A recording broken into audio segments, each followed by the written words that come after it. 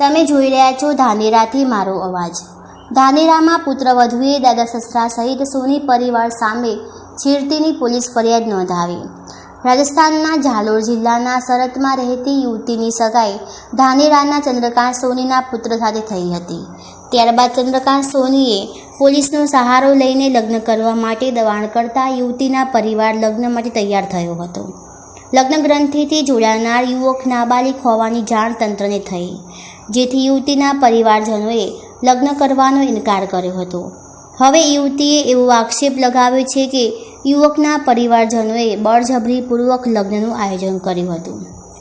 हमारे साथ में दहेज की डिमांड मेरे साथ में बार बार जो कुछ छोटी मोटी कुछ कह भी देती तो बस एक ही कहते तेरे माँ बाप की गत तूने क्या देखा। और बार बार रोशनी में ननद मेरे को हर चीज से परेशान करती, कुछ मेरे कपड़े फाड़ती, कभी साड़ियाँ फाड़ती। बार बार हमारा बहुत झगड़ा होता, सब लोगों को पता है। सर मेरे ससुर और मेरे दादा ससुर शराब पी कर मेरे को डेली परेशान करते, मुंह में आए वो गंदी गंदी गालियां बोलते, खराब गाली गलौज करते। मैंने कभी मेरे माँ बाप ने शादी करवा दी, आपने जबरदस्ती की, आपके सब कुछ आपने किया, अभी आप मेरे को और मेरे माँ बाप को क्यों गाली बोल रहे हो? अभी आप कारण तो बताओ कि ये रीजन है गाली बोलने का। पर रह रहे कि मेरे माँ बाप को मेरे को इतनी गंदी गंदी गाली गलौज किए जा रहे थे, कुछ पता नहीं चल रहा था। सर मैं करूँ तो करूँ क्या? बस चुपचाप, बस सब लोग यही कह रहे चुपचाप रहे। बस मेरे को ब्लैकमेल कर रहे थे, हर चीज पे ब्लैकमेल कर रहे थे।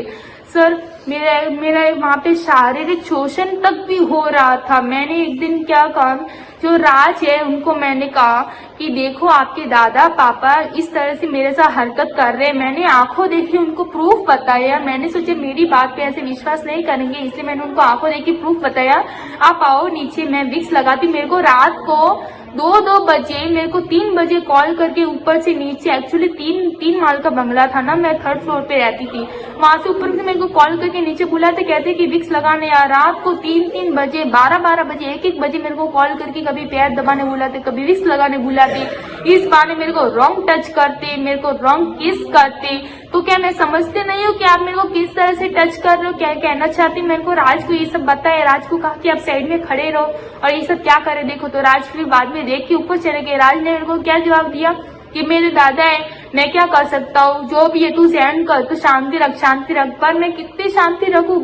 लग्न कराना थोड़ा दिवसों बाद युवकना परिवार द्वारा युवतीने हैरान परेशान करवामां आवती होवानुं તેમજ युवती पासे दहेजनी मांग करवामां आवती होवानुं आक्षेपने लगाव्यो। ते उपरांत युवतीना ससरा दादा ससरा एनुं शारीरिक शोषण करता होवानो आक्षेप युवतीए लगाव्यो। एक वायरल वीडियोमां आ समग्र बाबते युवतीए जणाव्युं हतुं। कुछ हो गया, सब धीरे टाइम गया। फिर एक बात हमें पता चली, 1 नंबर के सर शराबी। आप धानेरा में सर किसी को भी पूछ लो तो सब यही कहेंगे सर इतने शराबी, 1 नंबर के शराबी। सर फिर पता चला 2-3 महीनों के बाद सर एक मेरे दादा ससुर यानी कि चंद्रकांत जी का कॉल आया मेरे मॉम डैड के ऊपर। मैं वहाँ पे सर ऐसे ही शॉपिंग करने गई थी, मेरी मासी के यहाँ जालोर गई थी शॉपिंग करने। फिर मम्मी पापा मेरे यहाँ पे थे, उन पे कॉल आया और रात को 7-8 बजे का सर टाइम है। रात को सर कॉल करके मेरे मॉम डैड को इतनी मुंह में आए, वो गालियां बोली, गाली गलौज की। फिर मेरे मॉम डैड ने कहा ये तो शराबी है, हमें तो पता ही नहीं था सर। तो इस टाइप में हमारी सगाई तोड़ने के लिए मेरे मॉम डैड ने कह दिया, उनको कहा, नरेश जी से बात की, चंद्रकांत जी से बात नहीं की। नरेश जी को कहा कि हमें ये सगाई नहीं रखनी है, हमारी बच्ची की सगाई हमें आपके यहाँ पे नहीं रखनी है, हमें तोड़नी है, नहीं रखनी है। फिर नरेश जी और कमलेश जी, चंद्रकांत जी हमारे घर पे आए। उन्होंने बहुत बहसबाजी की, बहुत हमारे बीच में बातचीत हुई, बहुत बहसबाजी हुई। फिर एंड में जाके नरेश जी आए। नरेश जी ने कहा ठीक है, उन्होंने जो चेन वेन दी थी वो सब चीजें हमने उनको लौटाने के लिए कहा। वो हमारे घर पे आए, हमारे घर पे आके एक लिखित नामा हुआ। सर हमने हमारे समाज में एक रिवाज है, होता है कि सगाई नहीं रखनी हो तो एक लिखित नामा होता है कि आप अपने बच्चे की, हम अपने बच्चे की सगाई कहीं पे भी कर सकते हैं और आपकी आइटम सारी आपको वापस दी गई है, ऐसा लिखित नामा कर दिया था। फिर लास्ट में नरेश जी और चंद्रकांत जी जाते हुए फिर बाद में वापस आए मुड़ के लिखने के बाद वापस आओ, वो पेपर्स पूरे के पूरे पेपर्स फाड़ दिए। वो पेपर्स के प्रूफ भी है सर मेरे पास। सर पेपर्स सारे फाड़ दिए। फाड़ने के बाद नरेश जी ने हमें एक धमकी दी, कहा कि आपको तो आप ऐसे तो हम सगाई नहीं तोड़ेंगे, जो कुछ भी है या तो आप सीधे सीधे सगाई लो मान जाओ, वरना हम आपके खिलाफ झूठा मूठा केस भी कर सकते हैं। फिर ये लोग बागरा पुलिस स्टेशन गए। बागरा पुलिस स्टेशन जाने के बाद इन्होंने वहाँ पे पता नहीं क्या कुछ कहा, क्या रिश्वत दी, क्या नहीं किया, वो इनको पता सर। तो पुन्नाराम जी नाम है, इनके यहाँ पे गए। इनके यहाँ पे जाने के बाद इनको यहाँ पे टॉर्चर किया। इनके यहाँ से हमारे घर के आगे गाड़ी आने लगी सर, गाड़ी आने लगी, हमें टॉर्चर किया जा रहा था। हम पे 420 का सर केस हुआ था, फाइल भी सर, उसकी भी रिपोर्ट मेरे पास पड़ी है सर। 420 का केस हुआ था, हम पे झूठा मूठा आरोप लगाया गया था कि हमने पैसे लिए, वो लिए, और उसका कुछ भी प्रूफ नहीं था। बस सामने वाले ने कहा और उस पुलिस वाले थानेदार ने मान लिया सर कि हम गरीब लोग हैं, हमें मिडिल क्लास से हमें इतने टॉर्चर मत करो, तब मत करो हमारे साथ बिहेव। फिर उन्होंने कहा कि या तो आप सगाई कर लो, अच्छा है। थानेदार ने हमसे कहा कि इनको कहो कि सगाई कर ले, अच्छा है, सब ठीक हो जाएगा, ये दादा है, ये पी के मर जाएगा। खुद थानेदार पुलिस वाले पुन्नाराम जी ने खुद ने मुझसे ये कहा कि ये तो पी के मर जाएगा, ये लड़का अच्छा है, बढ़िया है, बड़ा है, ये है, वो है, इतनी तारीफें करने लगा। फिर सब कुछ हो गया। फिर बाद में रजामंदी हुई। યુવતીના સસરાએ પણ યુવતીના પરિવારજનો પૈસાની માંગ કરી રહ્યા છે, તે બાબતની ફરિયાદ ધાનેરા પોલીસ મથકમાં કરવામાં આવી છે।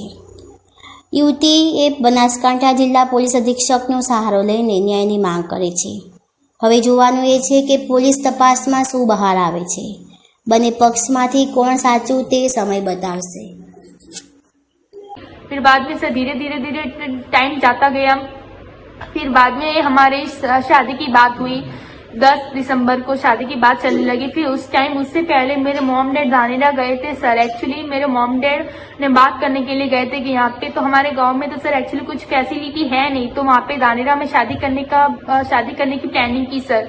तो वहाँ पे शादी करने की प्लानिंग की, तो वहाँ पे मेरे मॉम डैड वहाँ पे कुछ एडवांस दे के आए। मैं दादा ससुर ने कहा, यानी चंद्रकांत जी ने कहा कि हमें एडवांस दे दो, हम उनको दे देंगे, अरेंजमेंट जो भी करना है वो सब कुछ सेट हम करवा लेंगे, आपको कुछ टेंशन नहीं, आप खाली पेमेंट पे कर देना हमें। तो मेरे मॉम डैड ने जो भी उनका पता नहीं जो भी पेमेंट था उनको पेमेंट पे कर दिया था चंद्रकांत जी को। पेमेंट पे करने के बाद फिर चंद्रकांत जी फिर बाद में पता नहीं उन लोगों ने क्या क्या अरेंजमेंट करवाया कि नहीं करवाया, वो हमने इतना पूछा नहीं। फिर बाद में 8-9 तारीख को हम यहाँ से वहाँ रवाना हुए धानेरा के लिए। फिर बाद में 10 तारीख को एंड टाइम पे पता चला कि कोई अरेंजमेंट है ही नहीं। फिर उल्टा चंद्रकांत जी पे केस हो गया। एक ब्राह्मण है, चंद्रकांत जी के घर के पीछे वाली गली में रहते, गरबा चौकी है, वहाँ पे एक ब्राह्मण रहते हैं। उन लोगों ने उन पे केस किया। क्यों? लड़का 17 साल का है सर। एक्चुअली कुल मिला के बात यह है कि हमें तो पता ही नहीं था कि लड़का छोटा है, लड़का नाबालिग है।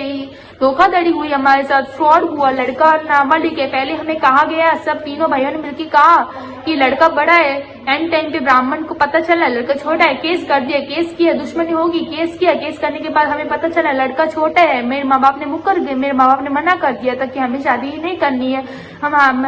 मैंने भी मना कर दिया था, मेरे को शादी नहीं करनी है, आप अभी फ्रॉड कर रहे हो, अभी छुपा रही है बातें, पता नहीं और कौन कौन सी बातें छुपा रहे हो।